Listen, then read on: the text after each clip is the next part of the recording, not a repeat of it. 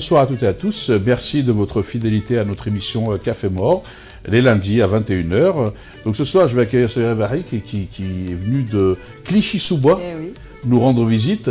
Bonsoir Samira. Bonsoir Akli et merci pour ton invitation. Merci à toi parce que ça fait longtemps que je te le propose. C'est vrai. Donc tu trouvais peut-être pas de ton agenda à charger parce que je sais, au-delà d'être militante et mère de famille, tu vas nous parler des femmes qui sont engagées parce que tu es présidente d'Agir pour la citoyenneté. C'est ça, Association pour Agir Citoyen. Voilà, Association pour Agir Citoyen, voilà, c'est parce que moi des fois avec citoyenneté.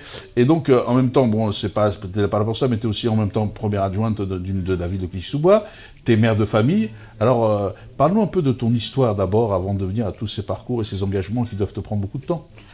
Ça me prend du temps en effet, mais tout ça, comme tu dis, ça s'est fait par rapport à mon histoire et par rapport aux femmes qui m'ont entourée et qui ont fait mon éducation et ma force. Tout d'abord, moi, mon grand-père est arrivé en France en 1965 à Montfermeil et puis particulièrement dans un quartier, dans des cités qui s'appelaient les Bosquets. Et donc, il s'est installé, le temps de s'installer, et il a fait venir sa famille, dont mon papa, qui est venu une fois il avait le niveau bac au Maroc, il est arrivé ici, il s'est retrouvé maçon, il n'a pas voulu être maçon, donc il a fait les cours du soir tout en travaillant pour devenir électricien.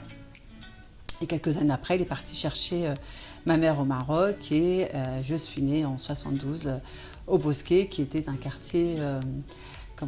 très chaud pour l'époque. Oui, ce qu'on appelle les quartiers populaires aujourd'hui. Voilà, et j'ai fait toute ma scolarité en ZEP jusqu'au lycée. Tes parents sont originaires d'où, Samira, alors du coup? Alors, moi, je suis un pur mélange, on va dire, puisque mon père est berbère du Maroc. Il est d'un petit bourg, même pas un village, au-dessus de Taourit, de Mestgmer. Mais il est né à Marnia, en Algérie. Et c'est là qu'il a rencontré ma maman et ses parents.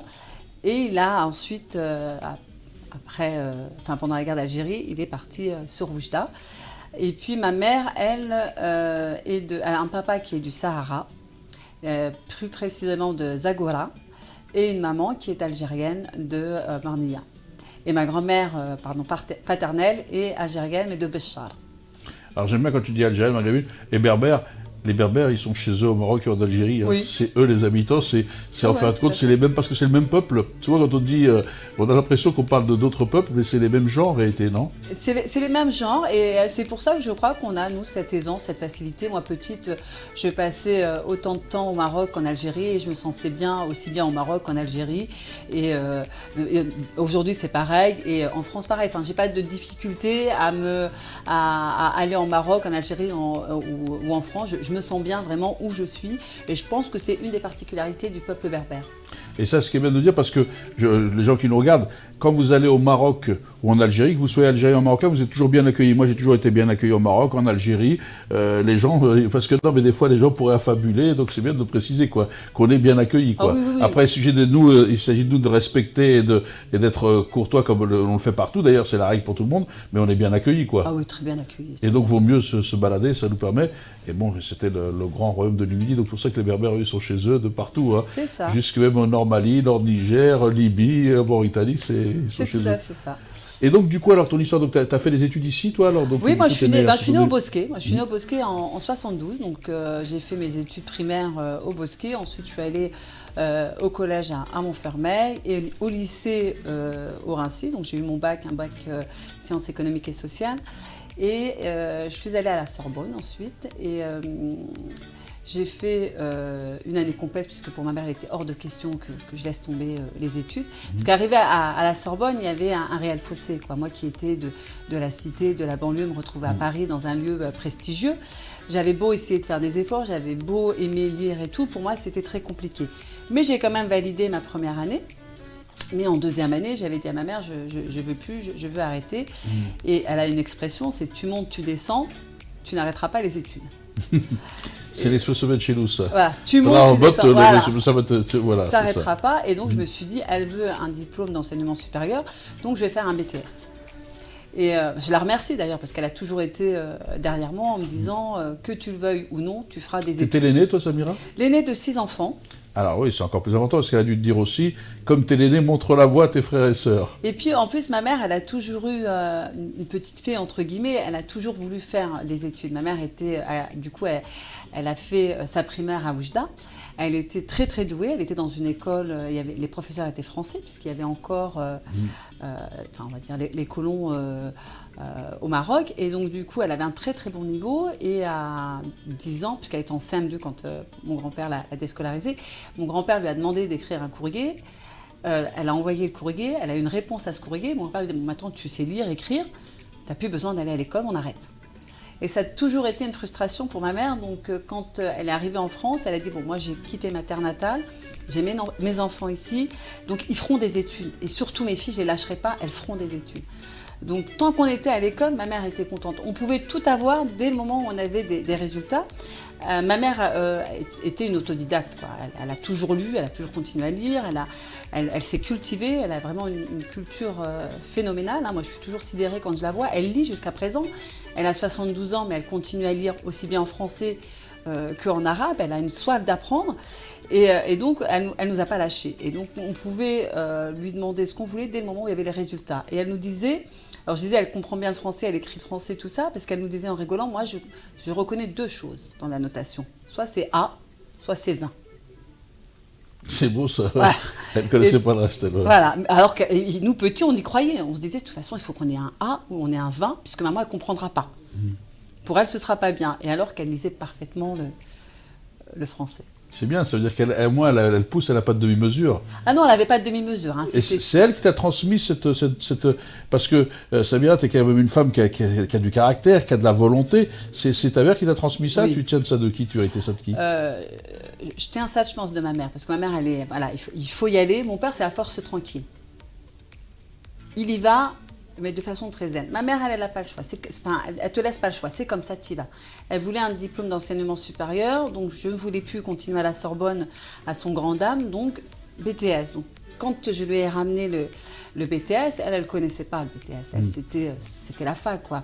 Et le cursus au Maroc, c'était, on avait fini ses études supérieures quand on avait une licence. Oui, oui. Donc du coup, après le BTS, moi je me suis dit c'est bon, maintenant j'ai un diplôme d'enseignement supérieur, je vais pouvoir aller travailler. Elle m'a dit ah non, la licence. Donc du coup j'ai fait une licence sciences de l'éducation et je la remercie vraiment parce que là du coup j'ai appris le métier d'enseignante et aujourd'hui je suis professeure des écoles depuis 25 ans et ça a été la plus grande fierté et de mon père et de ma mère. Ah oui, l'histoire de la République, quoi. Pour elle, c'est important. Parce que la première chose que ma mère m'a dit quand j'ai été diplômée et que je lui ai donné, je lui ai montré mon diplôme, elle était très émue et puis elle m'a dit, ma fille, tu ne peux pas savoir comment je suis fière puisque toi, enfant d'ouvrier, toi, enfant d'immigré, tu vas enseigner le français aux Français. Tu vois, c'est beau ça. Hein. Voilà. Et du coup, c'est ça qui t'a donné, qui t'a motivé. Alors pour tous tes engagements, elle a été un peu là, elle t'a poussé ou après elle y est encore. Enfin, pour l'association, elle est encore derrière moi. Et puis il y avait aussi ma grand-mère, la Rahma, qui était quelqu'un de très généreux, qui pensait toujours à aider les autres. Et jusqu'à présent, enfin ma mère, elle est tout le temps là. Enfin, on n'a jamais été une famille aisée, mais on a toujours partagé. On a toujours donné et comme disait ma mère, à l'époque, moi je vivais sous le mythe du retour. On avait tous ce mythe du retour, oui. Et il fallait avoir... Chaque fois ils allaient nous retirer la carte de résidence, on allait rentrer. Voilà. Et puis en plus, il fallait préparer l'avenir au bled, c'est-à-dire avoir au moins une maison au Maroc. Donc mes grands-parents ont fait ça, avoir une maison au Maroc, mais mes parents ne l'ont pas fait. Mes parents ne l'ont pas fait parce que ma mère disait, et puis mon père pareil, le pauvre, disait, notre investissement, ce sera l'éducation de nos enfants. Donc tout ce qu'on fera, c'est pour nos enfants. Donc voilà, moi je suis allée en école privée, ce qui ne se faisait pas à l'époque. Moi, je suis arrivée au lycée, tous mes amis avaient un ordinateur, moi je n'avais pas, venant de la cité. Donc du coup, pour pallier à ce manque, ma mère et mon père m'ont inscrit dans un club informatique au Rincy. Et ils faisaient des sacrifices. Donc des fois, avec mes sœurs, on rigolait parce qu'on disait, enfant, on était persuadés d'être issus d'une famille riche. C'est vrai, c'est fabuleux ça. Hein. Parce qu'on faisait tous les voyages scolaires, on faisait tout, mais à côté de ça, maintenant avec notre regard d'adulte, nous, nos parents ne partaient pas en vacances tous les ans. Nous, on partait, mais pas eux. Qui sont sacrifiés pour vous, quoi. Oui, ils sont vraiment sacrifiés. Ouais, parce que là, comme c'est bien, parce que quand tu racontes, au moins ceux qui vont regarder, ils vont comprendre quand même que tous les parents aiment leurs enfants et qu'ils ont envie de faire, parce que souvent on essaie de faire croire qu'il y a des parents, c'est d'origine, qui auraient une autre éducation. En fin de compte, tout le monde veut faire réussir ses enfants. Ah bah oui, c'est vraiment une des priorités de tous les parents. Après, on a peut-être des façons un peu différentes, mais c'est ça. Et puis là, jusqu'à présent, aussi bien ma mère que mon père jouent un rôle important dans l'association APAC, puisque... Voilà, donc tu vas nous parler de l'association APAC. Comment tu as monté? Parce que, alors aussi bien tes parents, mais avant de venir à APAC, parce que j'ai vu ta fille, est-ce que tu as les mêmes exigences avec ta fille que tu avais eu avec toi ou pas? Est-ce que tu... Bah oui. Oui. Autant j'aimais pas ça quand j'étais plus jeune, parce que je me disais dans la vie, il n'y a pas que l'école. Le plus important, c'est d'être heureux. Mais en fin de compte, ton avenir, pour être heureux, il faut que tu le construises. Et il faut passer par l'éducation. Et du coup, je refais tout ce que ma mère a fait avec moi. Donc pareil, quoi, peut-être les mêmes défauts, les mêmes qualités. Et j'ai ces exigences avec mes enfants. Pareil, je veux qu'ils aient des bons résultats, je veux qu'ils réussissent. Et j'essaye de mettre tout en œuvre pour qu'ils aillent de l'avant. Et je le fais également avec mes jeunes, enfin je dis mes jeunes, mes enfants d'APAC, parce qu'on a beaucoup de jeunes avec nous à APAC. Et du coup, on a monté des ateliers d'écriture avec nos jeunes bénévoles. On les entraîne également à prendre la parole et voilà, faudra que, je vais expliquer un petit peu. Comment tu t'es dit, c'est venu l'idée de monter à Pâques? Alors, c'est quoi Alors, cette aventure? vraiment... Parce que je crois que c'est que femmes en plus. Alors, c'est vraiment un pur hasard. Comme tu as parlé du fait que j'étais élue à la ville de Clichy-sous-Bois, quand je suis arrivée à la ville de Clichy-sous-Bois en 2018 en tant qu'élue, je suis arrivée au moment où on détruisait une crèche et qu'on allait construire la maison de la petite enfance. Donc il y a eu du matériel qui allait être jeté et moi quand j'ai vu tout ce matériel, je me dis mais quel gâchis, ce matériel-là peut avoir une deuxième vie. Donc j'avais demandé au maire de l'époque, Claude Délin, qui était pédiatre, si je pouvais récupérer ce matériel de puériculture pour l'affréter au Maroc pour des structures petite enfance. Donc il m'avait dit, moi il n'y a pas de souci, tu prends tout ce que tu veux. Donc du coup j'ai pris ce que je pouvais puisque j'avais affrété ce matériel-là par mes propres deniers. Et là-bas j'avais fait bénéficier un foyer de mères isolées qui voulaient monter une crèche, donc je leur avais donné ce matériel-là, plus quelques familles un peu isolées. Sur ce, de fil en aiguille, je pense que d'autres associations ont dû demander « mais comment vous avez fait pour avoir ce matériel, comment vous avez fait pour avoir ça ?» Et mon nom est ressorti en disant « c'est Samira Taibi qui nous a donné ce matériel-là, elle est élue à la ville de Clichy-sous-Bois. » Et du coup, j'ai été contactée un jour par un monsieur qui m'a dit, qui connaissait une de mes tantes et qui m'a dit, voilà, je sais que vous avez fait des actions sur la ville de Oujda. Nous, on est face à une problématique. On est originaire d'un petit bourg dans la région de l'Oriental. Le petit bourg s'appelle Tadouaout, où il y a un fort taux d'abandon scolaire et particulièrement chez les jeunes filles. Est-ce que vous pouvez nous aider? Donc moi, quand il m'a dit ça, je lui ai dit, écoutez, moi, je ne suis pas une association, moi, je suis une personne, j'ai eu une opportunité et je l'ai fait. Et comme moi, j'étais déjà militante au Secours populaire, j'ai commencé très jeune, j'en ai parlé avec mes sœurs et puis une amie, et on s'est dit, mais pourquoi pas monter justement une association et faire des choses un petit peu plus concrètes. En plus, c'est notre domaine puisque c'est l'éducation, et aider cette région-là. Sur ce, nous, avec notre vision très européenne, on s'est dit, pour qu'ils aillent à l'école, on va offrir à ces enfants-là des cartables avec des fournitures scolaires. Donc tout de suite, on a eu des partenaires comme les centres Leclerc qui nous ont aidés et nous ont offert toutes les fournitures scolaires. On a eu Bureau Vallée et les éditions Les Papeteries Pichon. Donc on est allé à Tadouaout de façon très naïve pour offrir des cartables, des fournitures scolaires à 87 enfants qui étaient inscrits. Donc quand on est arrivé, certes, il y avait 87 enfants inscrits, mais il devait y en avoir à peine 40. Et sur les 40, une très très grande majorité de garçons et très très peu de filles. Et quand le premier constat qu'on a fait, c'est qu'on s'est dit, mais c'est pas de cartable qu'ils ont besoin, ces enfants-là. L'école se situe à 15 km des premières habitations, pas de sanitaire, pas de point d'eau, pas de bibliothèque. Pour accéder à l'école, le chemin, il n'y a pas de chemin, c'est la piste, c'est très rocailleux, c'est très boueux quand il pleut. Et donc, on s'est dit, nos petits cartables, c'est un petit peu ridicule, donc il y a vraiment un travail de fond à faire. Et là, du coup, on a essayé de monter des actions pour justement rénover cette école et prendre en charge les enfants. Donc aujourd'hui, on a du coup construit des sanitaires, ramené l'eau dans ces écoles-là et puis 5 autres annexes. On a aménagé des bibliothèques. Et tout ça avec des jeunes de Clichy-sous-Bois, de Montfermeil et quelques-uns d'Ivry-Gargan qui vont tous les ans, une semaine, monter un chantier humanitaire. Et puis ensuite, on a travaillé en collaboration avec le gouvernement, là-bas, le gouverneur de Jalada et le ministère de l'Éducation nationale pour faire en sorte qu'il y ait des internats qui permettent à ces enfants de passer une scolarité beaucoup plus sereine. Donc aujourd'hui, il y a 2 internats, un internat pour les enfants d'élémentaire, un internat pour les collégiens. On continue, bien entendu, à les suivre.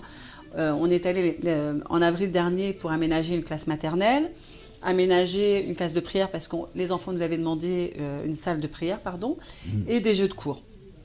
Et ça fait 7 ans, donc voilà, c'est un peu la finalité de et le transport, projet. Vous n'avez pas réglé le problème de transport parce que 15 km, pour certains enfants, c'est vrai que c'est à pied et dans des conditions difficiles parfois. Maintenant, le problème, avant d'avoir la construction des internats, on a fait en sorte avec le gouverneur au moins que le chemin, là, les 15 km pour arriver à l'école, il y en ait 7 de la grande rue jusqu'à l'école qui soient goudronnés.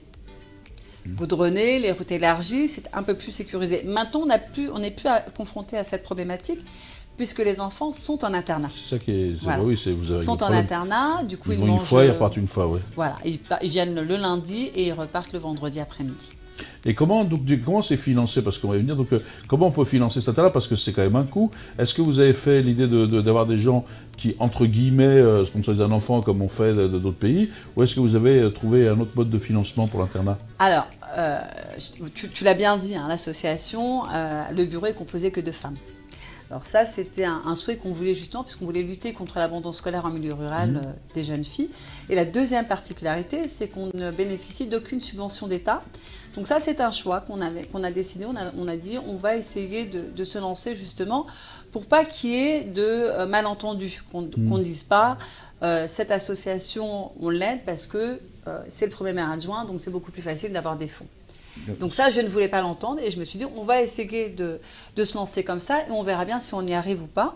Donc on a fait, je remercie ma mère pour cette formation de BTS Action Commerciale. Donc on va frapper à toutes les portes. Donc on a des financeurs privés comme j'en ai parlé, les centres Leclerc qui nous aident énormément dans ce que l'on fait. On a la pâtisserie La Romainville qui est à Clichy-sous-Bois, les bureaux Vallée. Voilà, la mairie de Clichy-sous-Bois qui nous met à disposition la salle où on va faire notre gala annuel le 1er décembre. Et les gens nous aident avec des dons.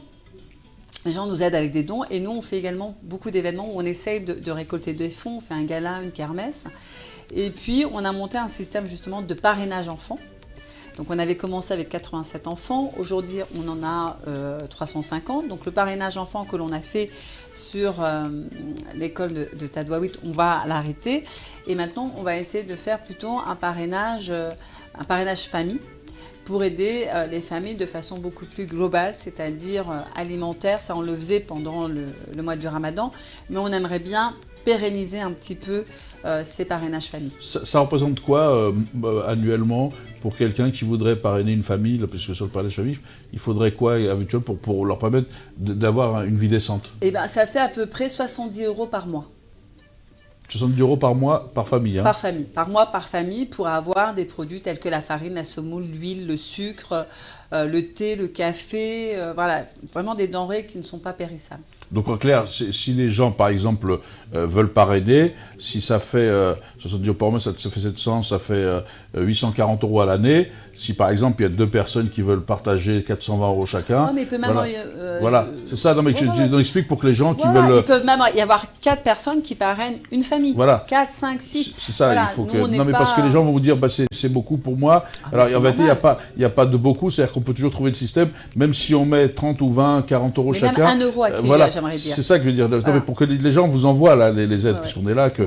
Donc voilà, ceux qui nous regardent, si vous voulez aider, vous faites une bonne action, vous aidez des familles, parce que les gens connaissent le Maroc, Marrakech, Agadir et tout ça, mais dans les coins reculés, c'est vrai quand même que c'est des villages, comme en Algérie, comme dans d'autres pays, c'est vrai que y a des gens qui sont en difficulté et qui ont besoin de ce soutien, quoi. Tout à fait. Alors nous, on va vraiment dans les zones rurales, même là actuellement, puisqu'on a quasiment fini à Tadouaout.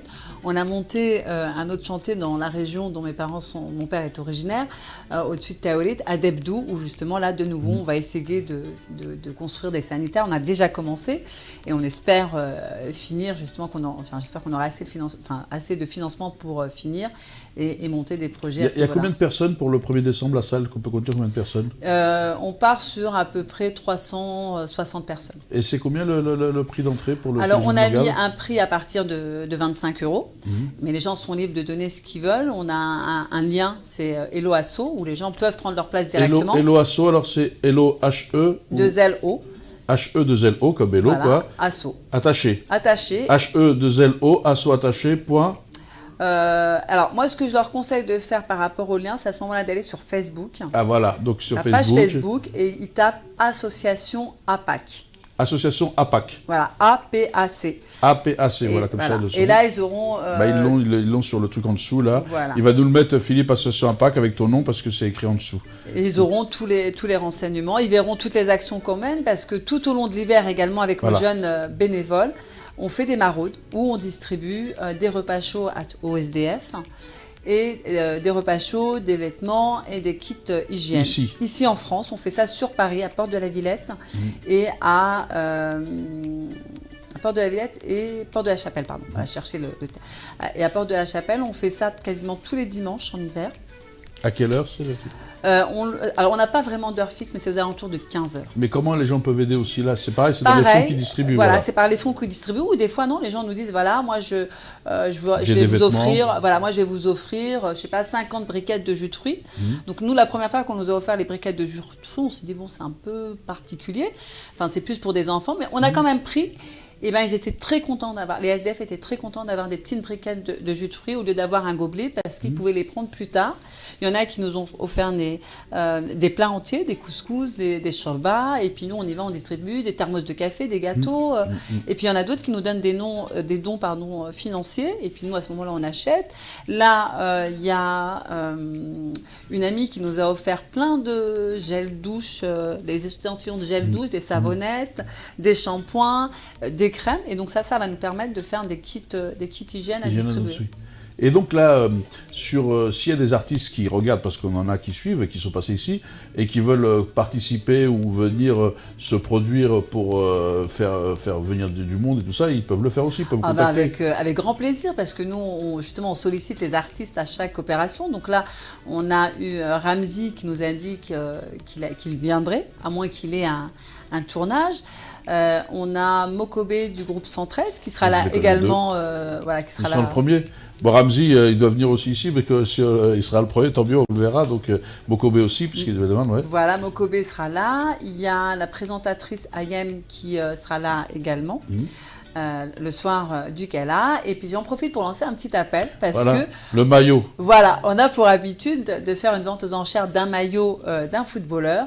Donc s'il y a un footballeur professionnel qui regarde l'émission, eh bien écoutez, on serait heureux d'avoir un maillot. Et puis pour être honnête avec vous, pour nous, pour nos jeunes de cité, pour nos jeunes qui sont dans des quartiers dits populaires, si on pouvait avoir un maillot de Mbappé, et ben là, je pense qu'au niveau symbole, ce serait très très fort. Donc n'oubliez pas, Association APAC sur Facebook ou Hello Asso, donc vous vous retrouverez sur Internet et vous pouvez contacter donc la présidente Samira Taibi, donc qui va effectivement faire cette belle soirée. Et puis j'espère qu'un jour, ces artistes s'ils se mobilisent, vous pourriez avoir une salle beaucoup plus grande, donc peut-être faire un truc beaucoup plus grand. Eh bien, sincèrement, on aimerait, surtout que la demande est là, moi je suis toujours très angoissée. Voilà. Là, il reste à peu près 180 places, enfin un peu moins, peut-être 170 places. Tant que les 170 places ne sont pas parties, moi je suis angoissée parce que c'est ce qui nous permet de... Dépêchez-vous pour pas que Samira vous angoisser. Il faut absolument les prendre, les places. Hein.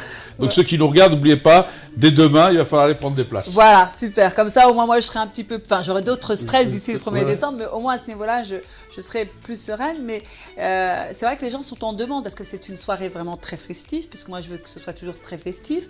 Et donc, c'est vrai que les images sont un peu fortes, mais je veux pas qu'on s'apitoie quand on voit ça. Je veux vraiment qu'on regarde le côté positif. Donc, il y a un orchestre oriental qui sera là.